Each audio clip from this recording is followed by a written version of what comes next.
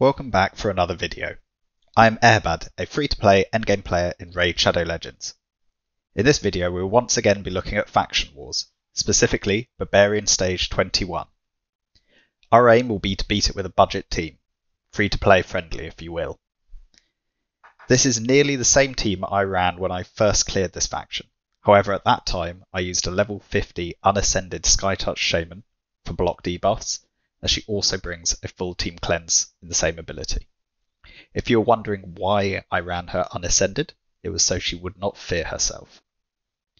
There is just one MVP for this faction run, Syl. She is a goddess within this faction, and frankly one of the best progression champions in the game. Heals, crowd control, and revives. She has a godly kit for hard carrying a team. Besides Syl, the best ability you can bring to this boss is block debuffs, which will be provided by Masked. Hykertoon will help boost our speed to cycle our abilities more quickly. War Maiden will drop defense and improve our damage output, and Soul Bond can provide a single target TM drop. All of these champions can readily be swapped for others.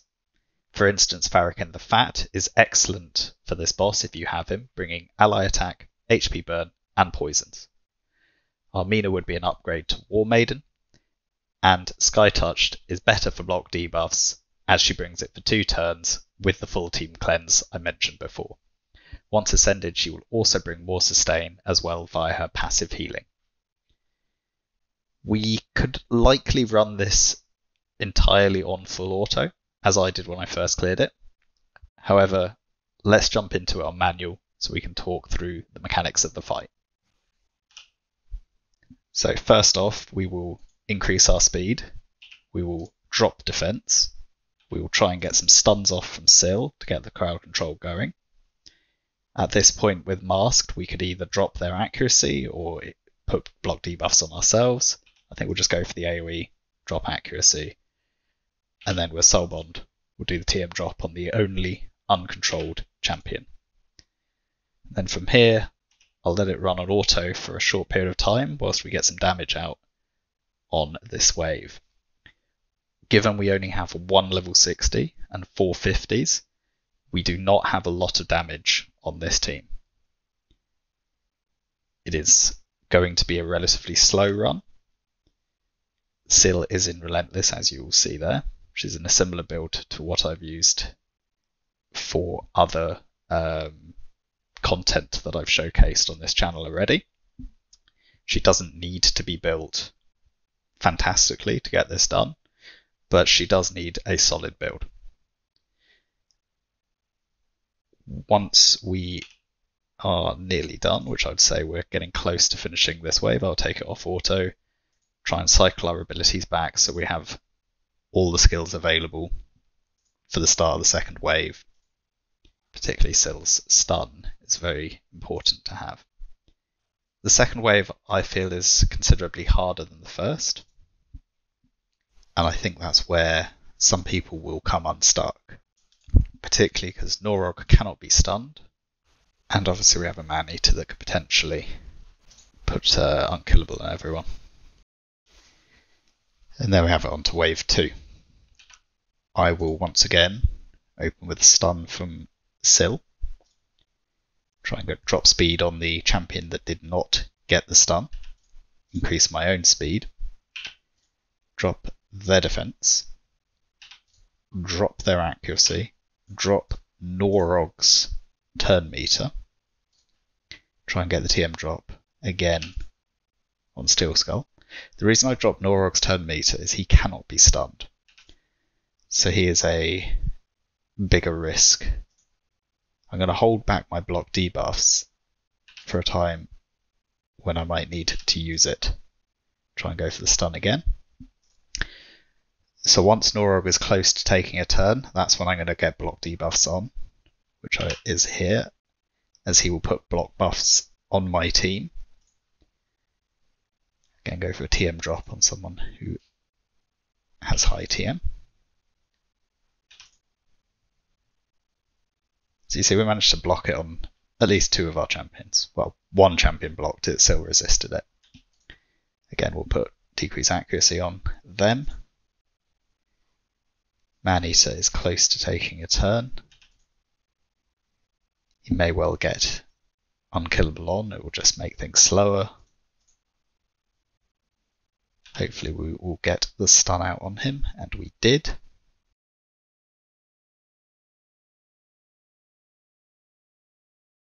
And then again, as we only have 1 or 2 mobs remaining, we'll take it off full auto and look to cycle our abilities.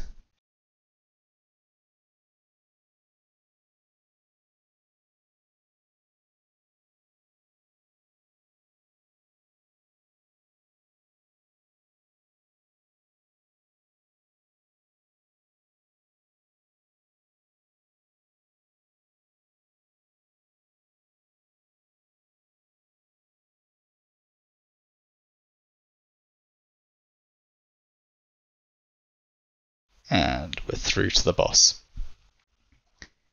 Here I would like to get the stuns off again. If we can stun the side adds, that will make the fight a lot easier.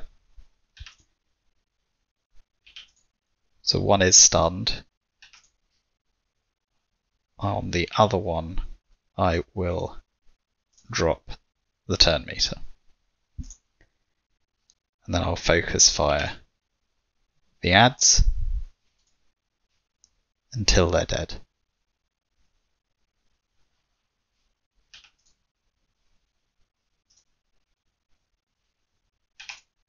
Go for the stuns again, got them out on both. You can see Relentless helps a lot for this, but it isn't 100% required. Fear's proccing on everyone.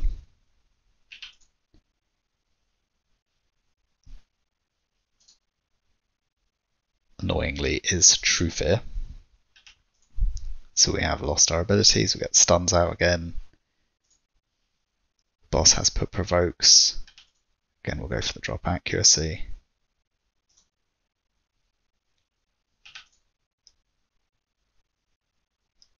Once we've got the adds down, it will make life easier. Get our block debuffs out.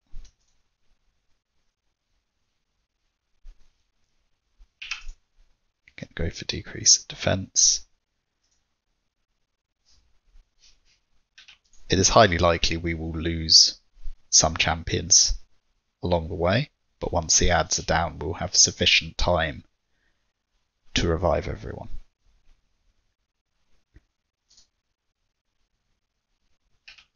But for the time being, we just want to keep focusing on killing the adds as quickly as possible.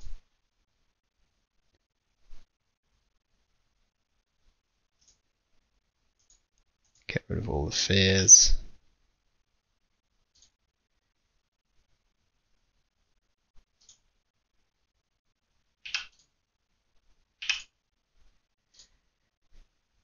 It was worth trying to use an ability, but it did not work. Here I will actually drop the TM of the boss. I know there was a risk with the fear, but I wanted to give myself more opportunity to cycle back round.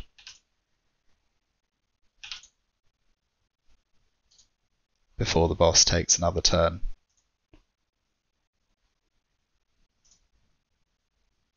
And that's the reason I picked Soul Bond here, is that TM drop does provide a nice handy bit of additional crowd control.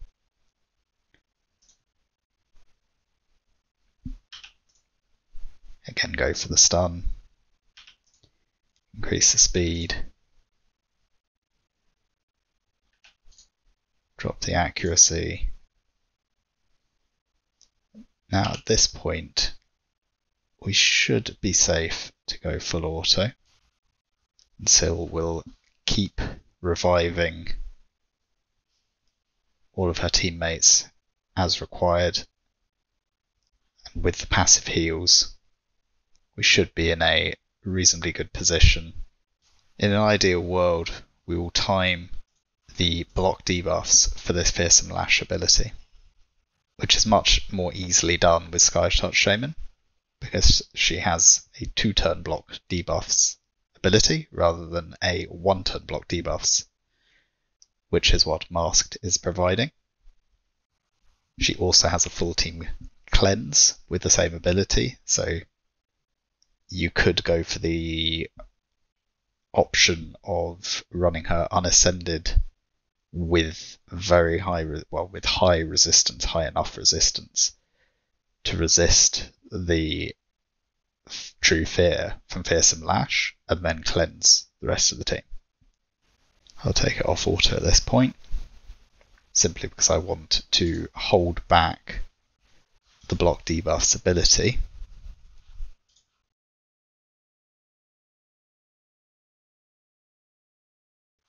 So you can see the next turn is when we'll want the block debuffs on us.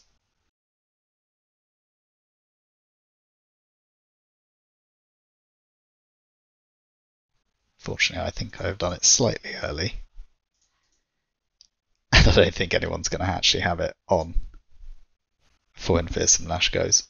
So instead, we'll just go full auto. As you can see, really, Syl is massively hard carrying the team. Everyone else is very much the supporting act. That said, they are all providing some use.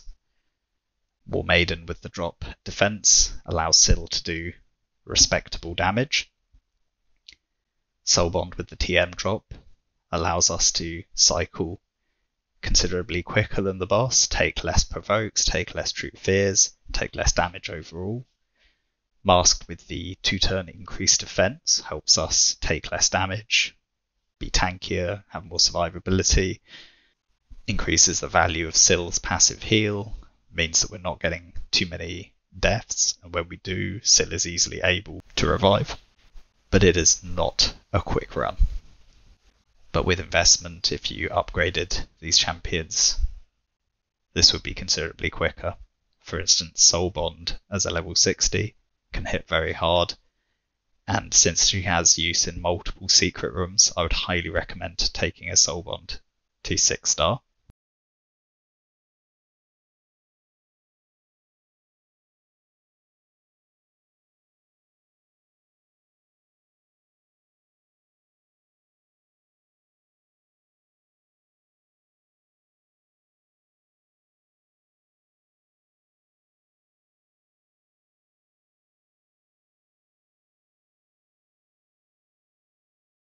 There we go. Some 15 minutes later, and we have finished the run. We only had a few deaths. Syl has done nearly all the work. Nearly 2 million damage from Syl, 2.5 million healing. Very much carried the team. But that's 350s and a 40. So if we look through the stats, you can see on Syl I've taken the banner off, but I haven't really touched the build otherwise. I tried to lower the stats a little for sort of representative purposes, but the build is very much similar to what I've been using in Hard Doom Tower for the other content I've showcased. She can be built with less stats and will still function perfectly fine on Faction Wars Stage 21. When I first cleared it, I did not have as good gear as I do here. But nonetheless, these are the stats. I've gone for a blended health and defense hybrid where she's getting more value from her passive heal. I moved from a high defense, relatively low health to this build initially to enable her to take the Ice Golem smash, the Vengeance. But also in Doom Tower, it was more viable and more consistent. Around 220 speed, I would like anything between sort of 210 and 240. It's a good kind of speed range for Syl. A bit of crit damage, but very little. And then she's in resistance for the Doom Tower boss, as I mentioned, but also it is helpful for all content to have some resistance on, and enough accuracy to land the debuffs. Right, next up we have Haikatoon. 35k HP, fastest on the team before Syl gets the masteries going and overtook her, and enough accuracy to land the debuffs. War Maiden, 224 speed, 30k HP, enough accuracy. Those are the only 3 stats I'm looking for again. Similar with Soul Bond, looking for 30k HP, around 200 speed, and enough accuracy to land her TM drop.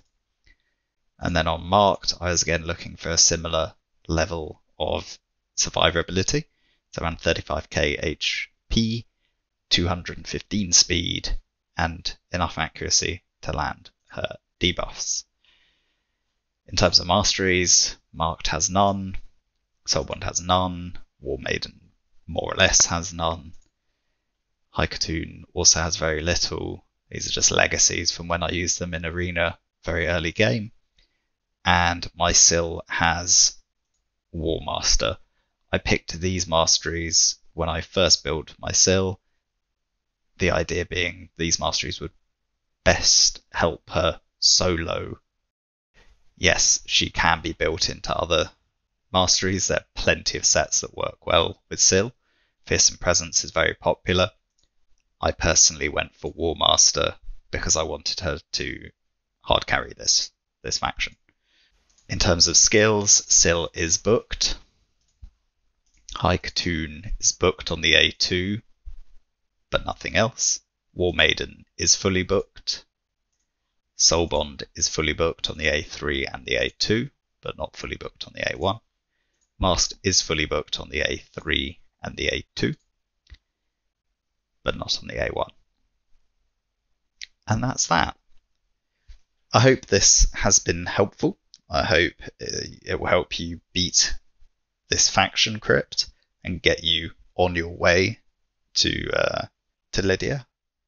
I would say as soon as you have unlocked Syl, this faction should be achievable to be beaten by any player. We get Haikatoon as a login reward, we get War Maiden from campaign, and the remaining 2 champion positions can be used by a great number of different champions, including the uncommon Shield Guard. So I'd say anyone can beat Barbarians. It is the most free-to-play friendly faction to beat in the game. Thanks for watching. Please like, comment and subscribe. Any feedback is always welcome. And I'll see you in the next video. Good luck.